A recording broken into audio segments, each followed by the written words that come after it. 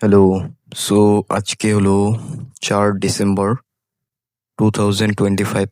So আজকে আমি অনেকদিন থেকে ভয়েস রেকর্ড করি না, কারণ আমি একটু ব্যস্ত ছিলাম। আমার পরীক্ষা এবং পড়াশোনার চাপ ছিল, তো আমি রেকর্ড করতেছিলাম না।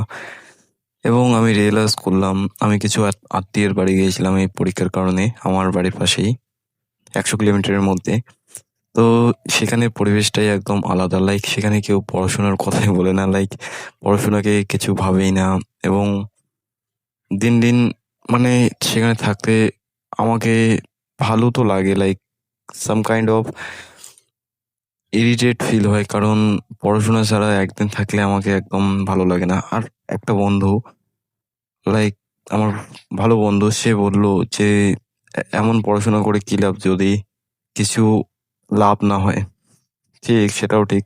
সে পড়াশোনাকে এইভাবে ভাবতেছে না যে পড়াশোনা মানে আল্টিমেট নলেজ লাভ করা। এটা নয় যে খালি কলেজ পাস করা, স্কুলে পাস করা, সেটা তো করতেই হবে, কিন্তু তাছাড়াও যে বাইরের পড়াগুলো সেগুলো পড়তে হবে।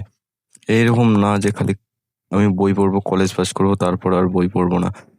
এইরকম ভাবনা চিন্তা রাখলে সে কোনোদিনও পড়াশোনার আসল মহত্বটাই বুঝতে পারবে না। সে কখনো psychology, philosophy, universe, history, geography নিয়ে পড়বে না। কেন এটা ঘটনাটা ঘটলো, তাদের ওই সময় কনফ্লিক্টটা কি ছিল, এরকম ভাবে চিন্তা করবে না তারা।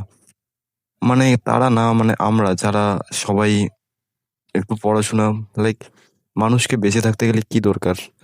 Some basic human need, like ultimately খাবারই দরকার, লাইক ফুড। এবং কিন্তু হিউম্যানিটিকে বেঁচে রাখার জন্য আলটিমেটলি কি দরকার? Ultimately knowledge. লাইক আমরা এতদিনকার যে সভ্যতা, লাইক 500 1000 বছর, তারা তাদের জ্ঞানকে একসঙ্গে করে এবং এইভাবে তারা মানে এক জায়গায় জড়ো করে ওই জ্ঞানটাকে আরো বৃহৎভাবে কাজে লেগেছে। লাইক একবারেই কিছু গড়ে ওঠেনি। যেমন কিছু নলেজ সবকিছুই একদমই হঠাৎ করে কিছু আসেনি, মানে কিছু অ্যাড হতে হতে চলে এসেছে। এই জন্য জ্ঞান প্রয়োজন। এবং আমাকে বলেছিল যে এত বই পড়ে কি লাভ যদি কিছু লাভ না হয়। ভাই, বই পড়াটা লাভের জন্য নয়, লাইক জ্ঞান, নলেজ, কাউকে ভালো কিছু করা, তোমার ওভারঅল হিউম্যান থিঙ্কিংকে বাড়িয়ে তোলা, এটাই হলো জ্ঞান লাভের প্রধান উদ্দেশ্য। এবং এইসব প্রশ্ন করে লাভ নেই, কারণ যদি তুমি এক জায়গায় থেকে যাও, তোমার আশেপাশে ওই 4জন লোকই থাকে, তোমার বাবা, না বাবা মা বলবো না, যেমন তোমার বন্ধু বান্ধব, একই জায়গায় প্রতিদিন যাও। তুমি যখন কোনো নতুন বই পড়বে, কোনো নতুন নতুন বই পড়া মানে নতুন মানুষের সঙ্গে কথা বলা, লাইক তুমি একদম ইউরোপের কোনো একটা লোকের সঙ্গে কথা বলতে পারবে, রবার্ট ব্রেন্ডি। তুমি লাইক আমেরিকার কিছু লোকের সঙ্গে কথা বলতে পারবে, লাইক এমন তার চিন্তাধারা, তার থিঙ্কিং, তার আশেপাশের সমাজ ব্যবস্থা সবকিছুই জানতে পারবে। তুমি 1930s-এর গ্রেট ডিপ্রেশনের ব্যাপারে পড়তে পারবে। এইভাবে তুমি ওয়ার্ল্ড ট্যুর করতে পারবে। ওয়ার্ল্ড ট্যুর করে বলবে যে কি লাভ?